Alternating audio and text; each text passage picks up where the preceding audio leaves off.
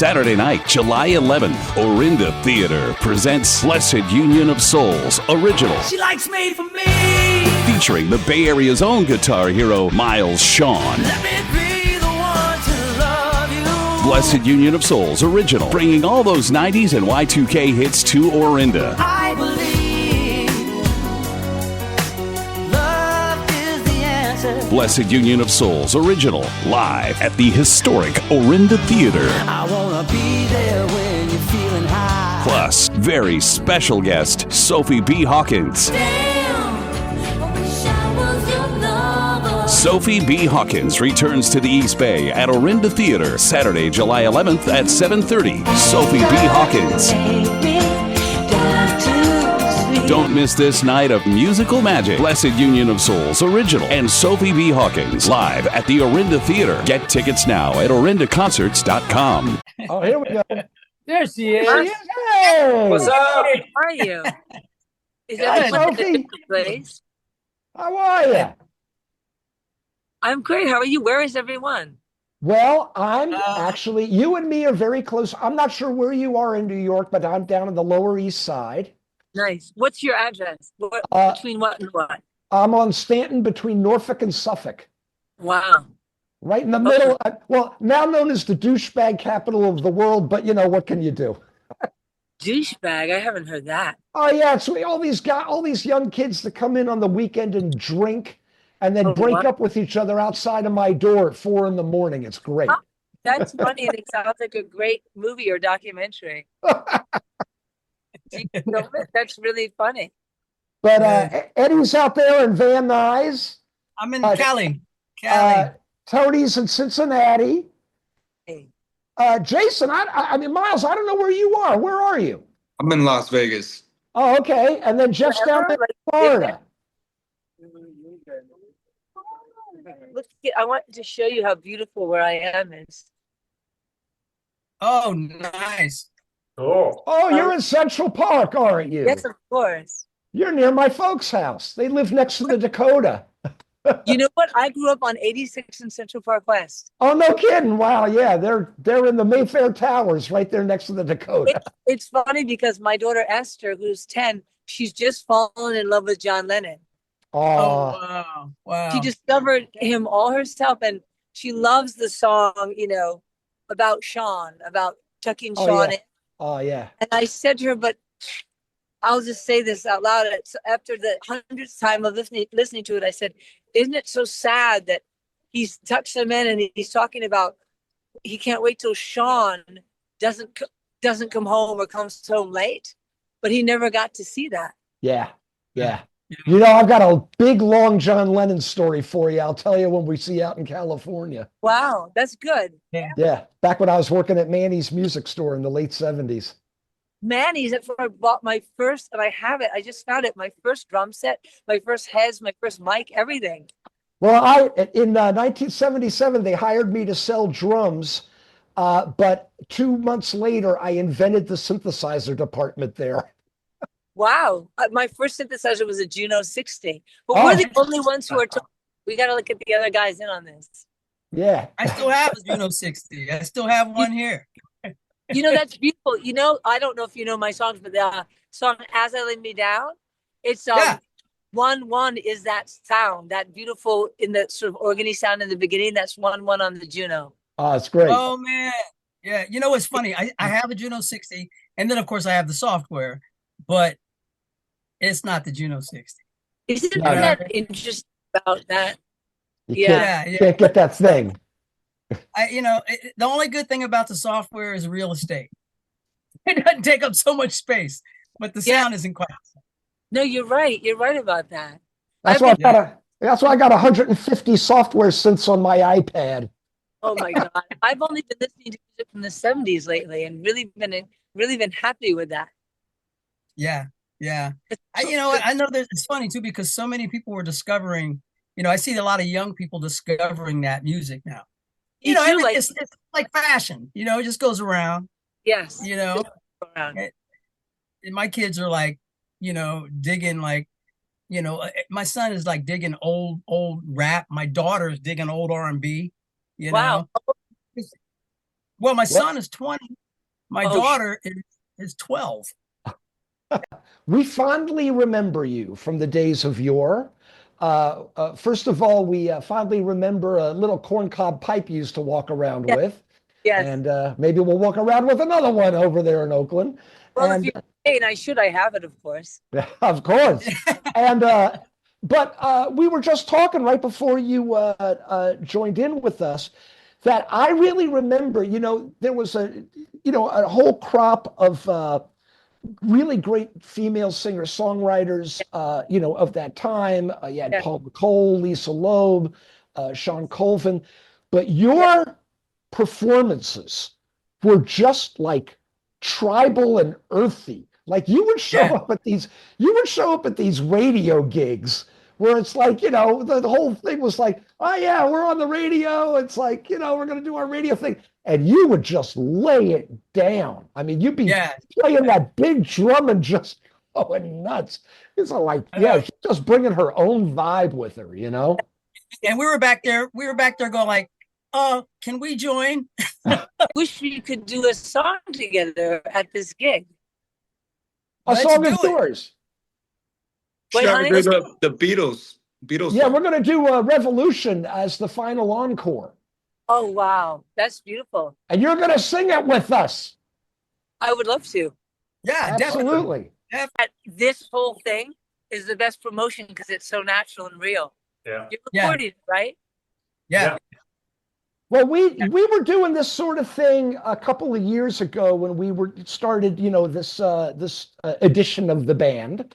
Yeah. And it's like, we all go back and we don't hate each other and we all have a good time with each other. And we're just so happy that, to be back doing this and, that's beautiful. And that people are excited. But the other thing is that, like, I'm telling you, and it'll sound like bragging, but the show that we've put together, it's a show. It's like, it's like you're going to be entertained, Oh, nice. There's going to be a double drum solo in it. Oh, man. Well, see what we had to do, that Eddie's such a great singer, that Eddie's such a brilliant drummer. You know how good Eddie is? Eddie was Sheila E.'s drummer. Let me get my wallet out. Hold on a second. Yeah. I'm also Eddie's agent. But and I was primarily the keyboard player and doing a little bit of bass playing back in the day, but I'm also a drummer. So now I'm doing, Eddie and I are about splitting up all the drum duties, but I'm a left-handed drummer. Wow. So that's why we're going to have 2 drum kits on stage and make the most out of it, That's exciting. Yeah. That's really exciting. I can't wait to hear your show. Oh, it's fun. It's going to be fun. And of course, the main part of our show is for the audience to show up. They might know 2, maybe 3 songs, but by the end of the night, they come back and they go, wait, all those songs for you guys? Because apparently we were impossible to market back in the day. I relate to that. Huh? I relate to that. I hear you. I know. And then when they hear your stuff, they go like, oh, that was you. Oh, I know that song. Yeah. Everybody, this is CP from Blessid Union of Souls Original. And you see we got the whole gang here. We got our brand new added guitar player, the incredible Mr. Miles Schon, rock and roll royalty right there. And then we also have our wonderful, for our first show back, but it will not be the last show with her, the legendary Sophie B. Hawkins. And we're all going to be down there at the Orinda Theatre on July 11th, rocking the place to the ground. And we want to see your face in the place. Yes. Want to see you guys. Get your tickets. And by the way, do you know that I'm doing this solo? Very good. Wow. So I'm going to set you up. And it's I love that you have the double drum solo and the big band because that'll be beautiful after this. We don't know what the solo is going to be like, but I know it's going to be exciting and it's going to be a ride. Yeah. Well, we were just so happy to find out, like we've been sort of backing away and backing away. But when this gig came up, we've been talking to a few of our other old buddies trying to get shows together. But when your name came up and we found out we could do a show with you, it was just like, oh man, that's just so great. Wow. I was so happy to find out that you're still out there doing it, I am just like you're doing it. I think, and I do like it better than ever, to be honest with you, because each show is a blessing that we get to do it. It's a different energy. I had that conversation this morning with somebody. I was like, you know what? I don't complain. However, I will explain. I don't complain, explain. But but man, you know what? When you count your blessings against the things that you look at things and go, wait a minute, but I still get to do what I do. Yes.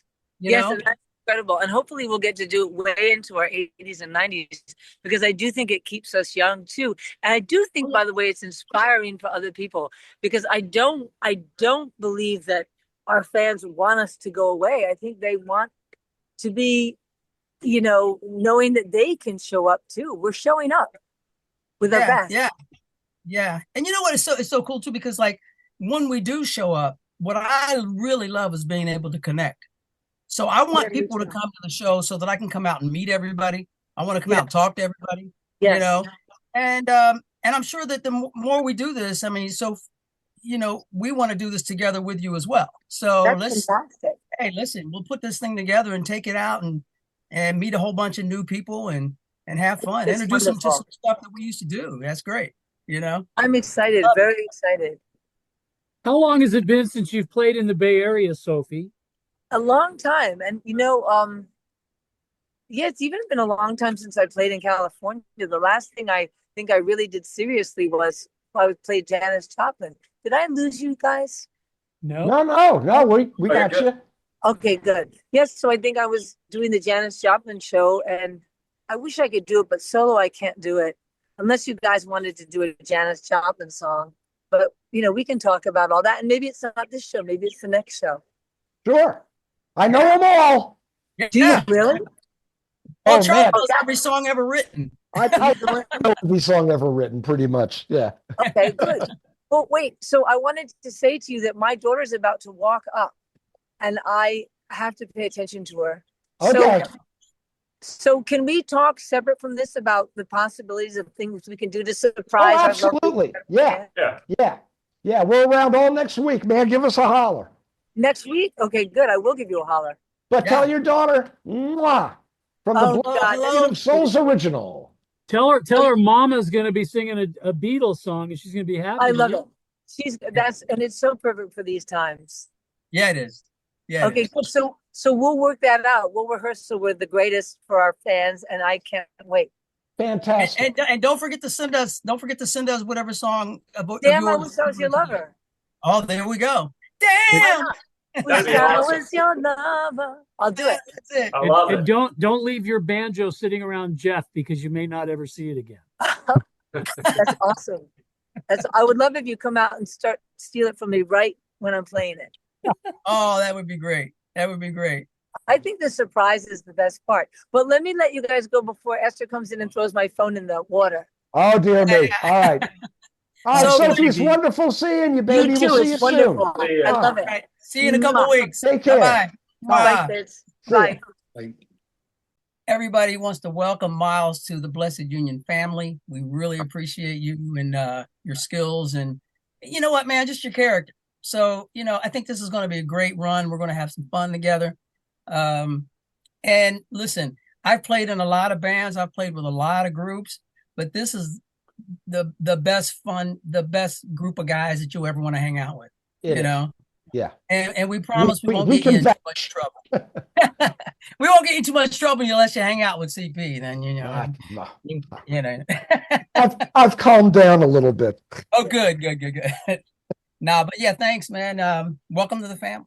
I appreciate you guys. Yeah, I'm really excited to play with some pro musicians coming from the delinquents that I've been playing with. It's gonna be a good change up for me. Good, man. Good. Well, we'll have a blast. Man. When was the last time you were in Orinda, and what's your opinion of that part of the Bay Area? Well, that is a really nice part of the Bay Area. Last time I was there was recording with Ross Valerie of Journey doing, and I just spoke to him the other day. I was trying to get him to come out and join us for a song, and he's going to be in a funeral that same weekend, so he's not going to be able to make it for that. But yeah, that's going around. Yeah. that does happen. But yeah, that was the last time I was out in that general area. And the Bay Area, I grew up, was born and raised in the Bay Area, so that's, you know, just on the other side of the bay from where we're playing. But that's a really nice area, really beautiful. Good. Love to get up there and hang out for a couple of days and visit. You can maybe take us around and show. Mount Tam, that's an amazing hike. You can even, you know, drive half the way up, make the hike a little easier, and then just the view from the top is spectacular. And you got the Berkeley Hills here too, so that's. I've never been able to spend enough time there. Usually, like whatever band I've played with in San Francisco, I think it's so expensive that you rarely get to spend more than one night there. It's just like, I love it. The whole vibe up in Northern California is great. You know what? The air is clean. I love it up there because you can actually breathe. Tony, did you ever play here? Have you ever been? Yeah, the only time I think I've been there is with Blessid. And I mean, do you guys remember when that was? Tony Berkey was there. Oh yeah. That was during the Rembrandts tour. That was we had played. That was that weird run where we played with Huey Lewis, right? At Sterling American Theater. And then we flew out to California. We did that show in San Francisco. We flew back and did the Jingle Ball, and then we flew back and did 2 shows in California in a 2-day period. That was here's what was going on. That was that we were promoting the second album, right?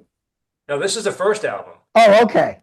Because this is during the Rembrandts tour. Oh, okay. Oh, yeah. We did the 2 shows in California at the end of a day of hell. I remember our original EMI promo rep in the Bay Area was this crazy guy. I forgot what his name was. And remember that we went on a trip and we ended up at this restaurant, and there was like this Vietnam buddy of his, and he brought out a bottle of scotch and it had a cobra head in it, and me and Jerry each had a shot. Don't remember that. Do you remember this? I don't remember that. You know how many stories in San Francisco start and end with cobra heads and what you were drinking? Is that a local delicacy? Yes, it is. Must be. Wow. I think I was on the bus. I stayed on the bus for that one. But I remember getting bounced back and forth across the country Christmas of '97 because Capitol decided, well, the Foo Fighters aren't going to show up anywhere, so let's just send the Blessid Union everywhere the Foo Fighters aren't going to show up. And I remember in 1 month, in the December of 1997, Capitol Records spent $60,000 on plane tickets. For us? To get us, on us. We found that out I was like, hey, here's another 60 grand we're not going to see. Yeah, I know, right? Well, you know what? The only one I remember really that scared the crap out of me is when we had to get on that prop plane to do the Regis and Kathy Lee. So prop plane out of Toronto. Yeah, out of Toronto, and it was raining, and it was the pilot was a trainee. Yeah, and they had the map out. They had the map out. Yeah. Yeah, and there wasn't enough seats. They had to take some of the stuff out for the gear. Yeah. Because I sat on the cooler. I remember I sat on a cooler. It was full of liquor. And I'm like, well, my favorite memory of something like that, though, these guys were wise asses, was the first time that we ever leased a jet, a Learjet. And we were NASCAR. We were flying somewhere out of the middle of nowhere. I think in Kentucky. Yeah, Kentucky. With some grass in the runway. Right. And somebody in the band really had an objection to doing this. And we finally got this person on the jet, and we're all locked in, and we're starting, they fire up the jet, so we're going down the runway to take off. And about 5 seconds into that, because they knew that somebody in the band was very nervous about this, the pilot turns to the co-pilot and goes, "Uh-oh." I was sitting up front. Oh, I remember that. I started cracking up. It was just like, yes, yes. I knew that had to not be the first time they pulled that gag, but it was brilliant. Uh-oh. That's awesome. It was That's pitch awesome. black. It was in the middle of the night. Right. And I remember, no, actually, you know what that was? That wasn't NASCAR. We were flying to Oklahoma to play a radio, and then we flew right back to Pennsylvania and played a gig that next night. But when we flew to Oklahoma, we flew over we were so high up in the air that we didn't feel it. We flew over the most incredible lightning storm that we were on top of. It was like a psychedelic light show. All I can remember is we were so high up, you could kind of see the curvature of the earth. Yeah. And I was like, wow, we're in inner space. I was like, this is crazy. I'm an astronaut. It was nuts. Hence, if you can lease your own jet, I can tell you in 1997, it only cost $20,000. It can't be that much more now. Yeah, right. That's awesome. Who's putting up with Southwest? Can you guys hear me okay? Yeah. Okay. I have some fan mail that I was just going to go. These are questions for you. Do you mind? Okay. Okay. So the first one is for Tony, and okay, let me make sure I can read this. Emily, who lives in Berkeley, wants to know if you have a girlfriend. Define girlfriend. Exactly. What does girlfriend mean? Okay, there's your answer, Emily. It's like a Howard Jones song. What does girlfriend anyway? Eddie, the same girl, Emily, would like to know if you have a favorite Blessid Union song to sing. I believe. I believe, because I like the still. Yeah, I like, I just basically like the phrase mainly, because I honestly feel like there just needs to be more love, and the thing it says, I believe love is the answer, and that's really the meat of the song that I like. There's other stuff too that is similar to how I grew up, but I think that's the reason why whenever we write the new material that we've been working on, it all has like it's comes all from the based same place. Yeah, it comes from the same place. It's all like, let's go to love, let me show you love, one love, these songs which will we hope to release this year sometime. We just want people to understand that that's where our heart is. Now, as far as playing songs, Standing at the Edge of the Earth, that was my jam. I like that one because it was so cool. It was a different type of a groove. I love playing drums on that one. And that one almost ended up in a movie, right? Almost. Armageddon. Yeah, that was supposed to go into Armageddon. Hey, I was almost the Queen of France too, but anyway. Yeah, no, right. I heard you were. There was this little rock band that had a song written by this new writer. That kind of, and the rock band was related to the star of the movie. Yeah. Oh yeah, you know what? I got a story about that. My pop was supposed to have both of those slots too, and they ended up putting them in like a small little clip of like a cab scene when the world's coming down. But they were supposed to be, the big song on that Armageddon track. So I think they got 2 songs on that soundtrack. But does your dad hate Aerosmith now because of that? I'm sure he has got an issue with somebody. Well, has he met Steven? That'll go a long way towards that. I've met Steven actually my very first time visiting Los Angeles, and I can say firsthand, just as a kid that just kind of picked up the guitar a few years before that, he was one of the kindest rock stars I've ever met. Oh, very cool. And I just met him an ice cream shop or like a yogurt shop or something like that. And he took the time to talk to me for like 10 minutes, didn't know who I was or who I was related to or anything like that. Just told me, don't ever stop, just always keep playing. So I've always thought he was a pretty cool guy for that. That's awesome. That's awesome. Okay, so Bree, who works here at the theater complex, she runs the Tiki Bar, which you'll become very familiar with. Well. She's at the Orinda Theatre where you're going to be playing, and she's asking this question to the two guitar gods. So this is for Jeff, and it's also for Miles, which is, if you had to choose one guitar to be stuck on a desert island with, which guitar brand style would it be?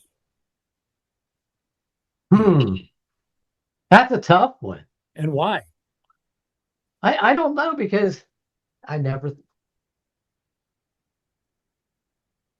Now, keep in mind, this could be an endorsement. Who do you love? Oh, in that case. Yeah, I know, right? Well, I really miss my Les Paul that got stolen at the lockup. And the Rick Derringer signed the pick guard, but I had that off of it. So I still have that. Oh, good. Man. That was my first Les Paul I could ever afford. And I was just like, it was $300. Wow. And, I think it was a 78 standard. And it was used. Some guy was selling it, knew my mom and dad, but that would be pretty cool. Except you wouldn't be able to hear it. So if you're stranded on the desert, probably the Hummingbird. Yeah. You have a generator that will power your amplifier. Okay, go with it. Right. We'll go back to the standard. Solar. Yeah. And those are very heavy, aren't they? I've heard Les Pauls can be a lot to wear for an entire show. I thought they were until I got a GMP. It was the day, I think Chuck remembers this, the day we were going on Regis and Kathy Lee for like the 5th time. And we were playing electric for the first time. And I saw this at the music store down the street, this big sparkly green guitar. I think that was down at We Buy Guitars or Stuyvesant. Actually, it was a Stuyvesant Music, yes, on 48. And it was this like custom shop thing. And it was shaped like a Les Paul, but bigger and blue heavier. Sparkle. I remember with that one. turquoise green blue sparkle. Yeah. Really. Miles, That's a heavy one. Miles, Bree wants to know, what guitar are you going to take to the island? That's tough because I have too many, but I've been a PRS guy for years, and Paul blessed me with the prototype of his like recent Modern Eagle 5, which to me was like, I was recording at his house, and I played all of his different guitars he's got laying around there, and this one resonated with me, and I ended up just sleeping with this guitar for a week while I was tracking there. And I said, "You're not getting this back." He said, give me my fucking guitar back. And this guitar, everybody, from Jeff Beck was still alive at the time, and he passed this guitar around to as many different players as he could. And when he was ready to release that new model, that this was, the prototype for, he ended up shipping this one off to me. So that one's really special to me. And so wow. I ended up buying another one like it, the newer model, just because I don't want to mess up the one that he had given to me. But that's one of those guitars that feels like somewhere in between a Strat and a Les Paul, and that's like a happy medium for me. Very cool. Cool. Yeah, those are nice guitars, man. CP, Charly. Yes. Wes, who's going to come see you at this show in Orinda, said he saw you in 1998, and he wants to know, what is the biggest difference between the band then and the band now, besides the obvious? Actually, I'm going to give you a philosophical answer. Okay. Of course you will. So, then our job, and some people in the organization would bristle when I would explain this to him, but our job was, and Wayne, you know this very well, that on any given radio station, they were going to play an advertisement at the top of the hour. And then there was going to be an empty 4 minutes. And at the end of the empty 4 minutes, they were going to play another commercial. Our job was to come up with something better than Mariah Carey could to fill that 4 minutes. And so that becomes your job. And it's a very honorable job to have, but you're motivated. You're constantly looking towards something new. You want to keep the momentum up. We did something that, and especially in 98, when we started recording the third album, we did something that a lot of other bands of our time were not able to do, which was to give ourselves a second life off of another big hit, even though we had been making hit singles all along, that a lot of other bands that ended up being more popular than us off of one song were able to do. They just could not keep the longevity going. We really kept it going for about 7 years. Now, that was our job then. Now, you can sort of reflect on that and take all of that hard work and utilize it. Why are we doing this? People want to come, they want to enjoy the music, they want to enjoy the band. And the big thing that's incumbent on us is to make that the best experience we can for them based on our experience of our success throughout. And so the energy, you've just taken the energy towards one thing and now you're putting it towards another thing, but we've already made the bed, so it's just a matter of like making it better and really. So I know that's a really long philosophical answer, but it really, because just the business, the priorities of what we're about have changed, but the intensity of how we're trying to work on it and bring it to our audience has not changed. It's just now what we're all about is putting together this incredible show, which, totally ties up our legacy and also just entertains the heck out of you, you just be jumping up and down for the whole thing and go, I know that song, I know that song, I know that song. That's what we're about, so sorry about the long answer, but I've got plenty more of them. Sure. Hey, Eddie, you got a house full of kids. What do your kids think of you and your career and everything that you've achieved with Blessid Union? Well, not that I have a whole house full, but my son, he, him and my daughter, my youngest, they're actors. They're in that acting world, so they know entertainment. They just see me as dad. They see me with the band. They know the history and how hard I worked constantly, just because of the stories that, I share with them. And even when we were doing some dates before, I would take my youngest out with us so he could actually see what was going on. They think it's, they see that it's actually hard work, but they also see that I enjoy myself doing it. And that's really what it comes down to. And my first daughter, Marcy, when it was the timing of that, when she was growing up and I was gone a lot.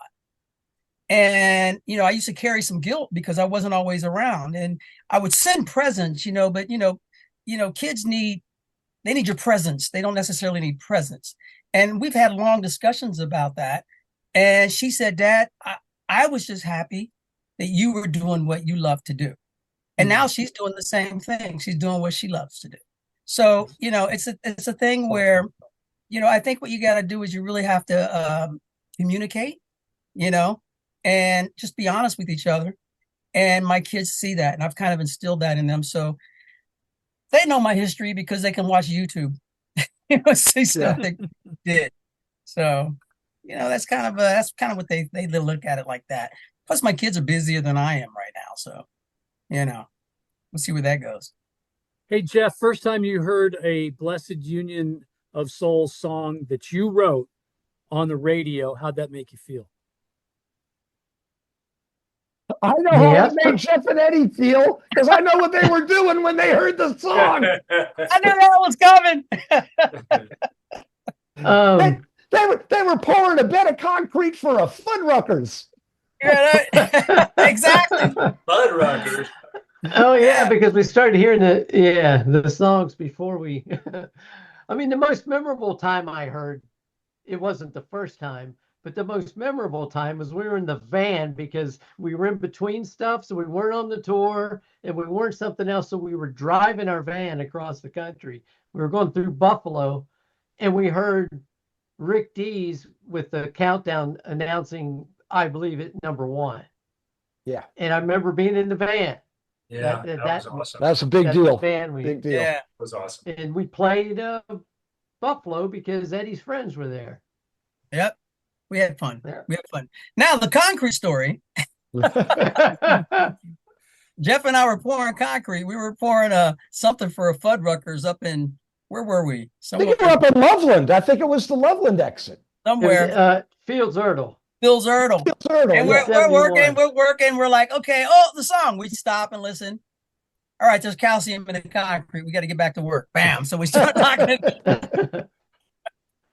Okay, that's great, because being on the road is about this last question that I have. It's actually for the new guy here. It's for Miles.